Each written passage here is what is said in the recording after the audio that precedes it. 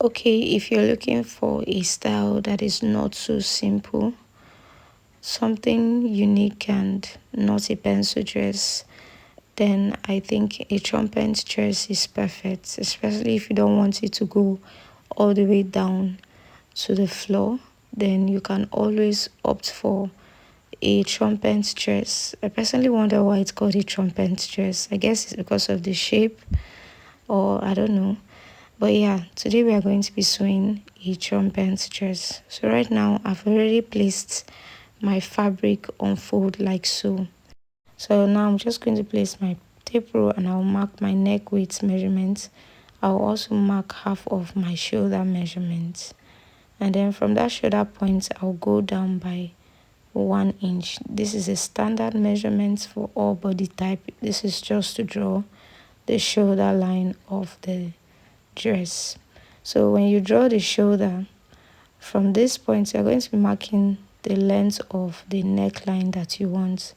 I want the neckline to be a 4 by 4 inches neckline. So I just marked the 4 inches there, and I'll be using a French curve and connecting it all the way to the neck depth. So with this, we have drawn the neckline for the dress. So after that, we are going to be marking the bust line measurements. And then when you mark it, from this bust line measurement, you can go up by 2 inches, which is a standard measurement for all body type. And this will be the chest line for the dress. So after drawing the chest line, I'm going to be marking half of my shoulder measurements. What we did at the top, I'm going to mark it at the chest line, and I'll draw a straight line from the shoulder like so. So from this shoulder down to the chest line, I'm going to divide it by 2, and then I'll go in by half an inch. I'm just trying to draw the armhole for the dress. So on the chest line, I will still go ahead and mark quarter of my bust measurements. That means I'm dividing my bust measurement by 4, and I'll use a French curve. I will just connect it as I am showing you now.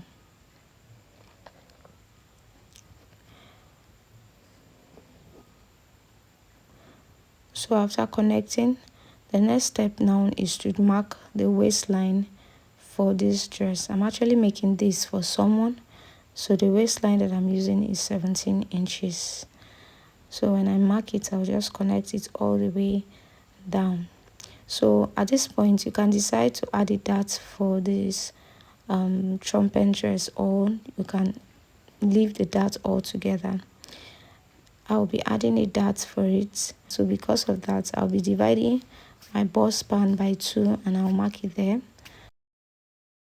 I'll also mark it on the bust line, and I'll connect it all the way like 1 inch below the bust line. I'll connect it to the waistline. So in between this line now, I'll be adding, depending on this dart size that you want, I'll be using 0.5 inches on both sides, or you can use 0.75 or 1 inches on both sides. Just depends on how prominent you want the bust area to be.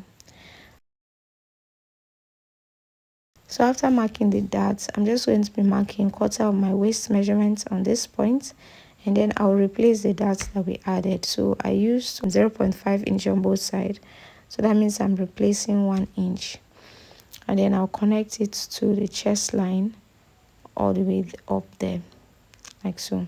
So from the chest line, I'm going to be marking 2.75 inches, and I'll connect it all the way to about 1.5 inches away from the bust point.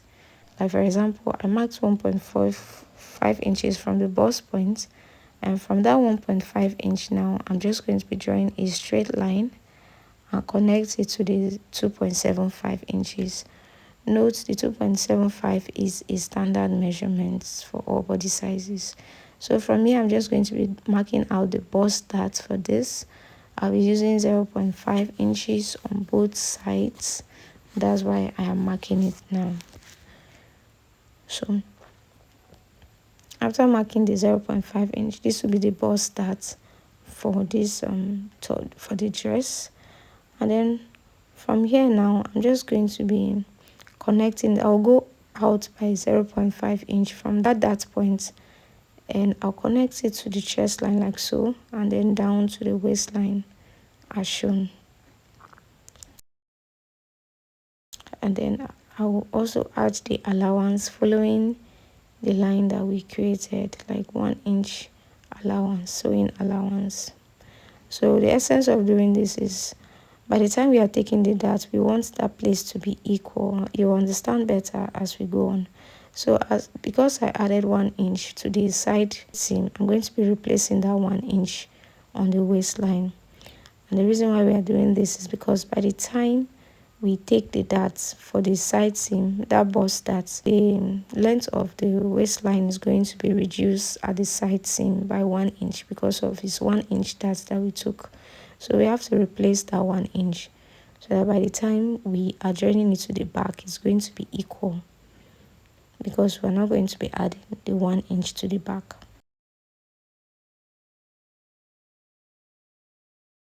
So with this now, you're just going to cut it off, and this is what it should look like. So I've gone ahead to add the interfacing for it, and I've also traced out the darts on the other side of the bodies. So now I'm just going to be taking the darts like this, just fold it in as I'm doing, and then you take it to the sewing machine and sew all through.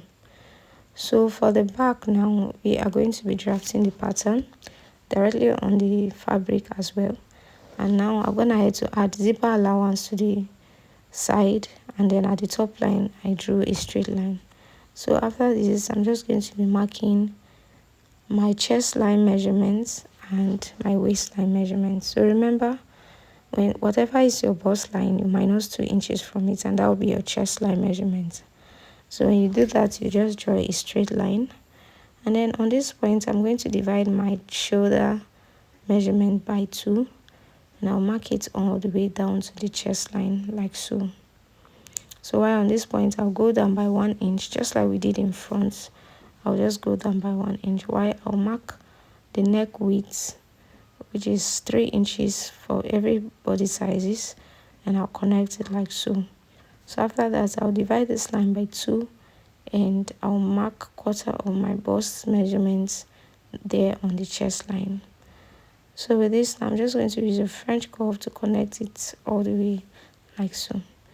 While for the neck depth, I'm going to be marking 1 inches or 1.5 inches below that point, and I'll use a French curve and connect it all the way there like so. So this will be the neckline for the back, and that will be the armhole. So on the waistline, I'm just going to mark quarter of my waist measurement, and I will connect it to the chest line. So at this point now, you can use this back pattern without a dart. This is a dartless back pattern. You can use this back pattern on the front as well. Just change the neckline to be a little bit deeper at the back, and then you join the net fabric if you want to add nets. So for me, I'm just going to be marking my back waist length, and I would minus it from the normal waistline. So I'm just going to be removing the excess from that point like so. So with this now, we are done with the back. Just going to open it up like this, and this is what we have. And then for me, I'm just going to cut the lining as well, and I will join the fabric to the lining at the neckline using 1/2 inch, and then at the zipper line using 0.25 inch, and at the side seam using 0.25 inch. While for the front, I'm gonna have to take the dart, and this is what it looks like. And I've also cut out the lining, and I've also taken the darts for the lining. So I'm just going to be joining it at the neckline using 0.5 inch, and then at the side seam using 0.25 inch. So when you're done sewing, you're going to notch the neckline and turn it to the right side. You can iron it very well. I've also joined the side seam as well. So now I'm just going to be joining the back to the front. So after taking the darts now, you observe that the side seam is equal for both the front and the back. So by the time you are done joining it at the side seam, this is what it should look like.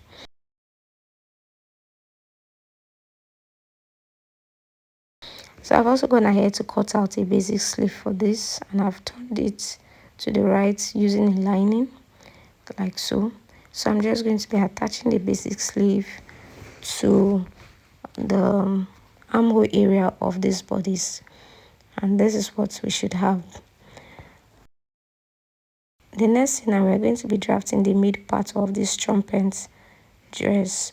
So to do that, I've gone ahead to draw a straight line at the edge of the fabric, and then from this point, which is our starting point, I'm going to be marking, that is our waistline, I'm going to be marking our hip line measurements. So from the waistline, measuring down to the widest part of your hip, and that will be your hip line measurements. While on this other part, I'm going to be marking the length of where I want the full circle to start from. So usually 2 inches above your knee measurement is perfect. So whatever your knee measurement is, go up by 2 inches and then mark it there. So from here, I'm just going to be marking quarter of my waist measurement, and then on the hip line, I'll mark quarter of our measurements. On this part, we are going to be minusing 1.5 inches from our hip line measurements, and then we'll mark it. And then at this point, you also add your sewing allowance, and then you cut it out. And then for the back, you just place the front on the piece of fabric like so, leaving 1 inch sewing allowance for the back. That is the zipper allowance. So just place it like this and just cut out exactly what is in front, aside the fact that you'll be adding a zipper allowance to the back. So I've also gone ahead to cut out for the lining, and this is what we have for the back and for the front.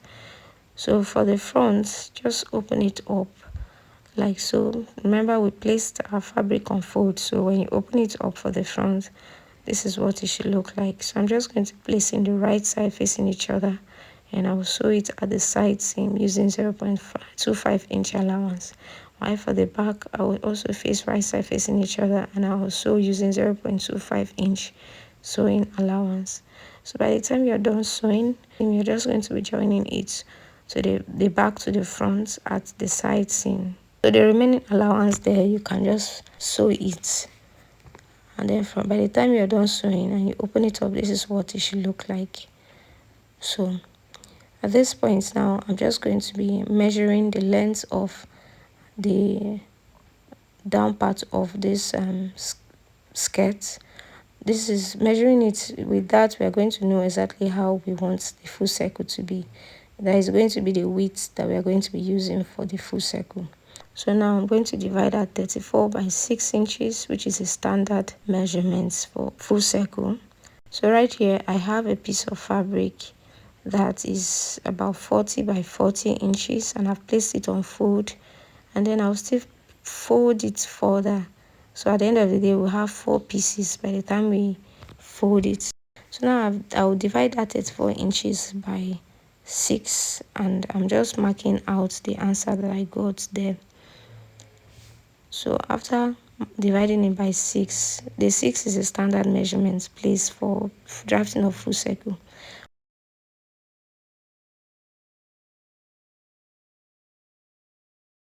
While from here now, I'm just going to be marking the length of the full circle. We're going to mark the full circle length plus the answer that we got while we divided it 34 by 6. So we are going to be joining everything together, and then we are going to mark it. Remember, this is a trumpet dress that has 2 flares. So if you notice, one of the flare is being longer than the other. So is basically the same thing you're going to be doing for the second flare. The only difference is that the second flare is going to be shorter, with about like 2 inches shorter or 3 inches shorter. Whatever works for you is perfectly okay. You can make it 3 inches shorter or 4 inches or 2 inches. So after that, I'll just either you use the lining to turn it to the right side, or you can join it directly. If you don't want to add the lining, you can just hem the down part, and then from here you're going to join it to the skirt, the down part of the skirt. Well, after that, you join the skirt parts to the bodice at the waistline as well, and then you sew it, and that will be all for today's video. Please give it a thumbs up and subscribe to the channel.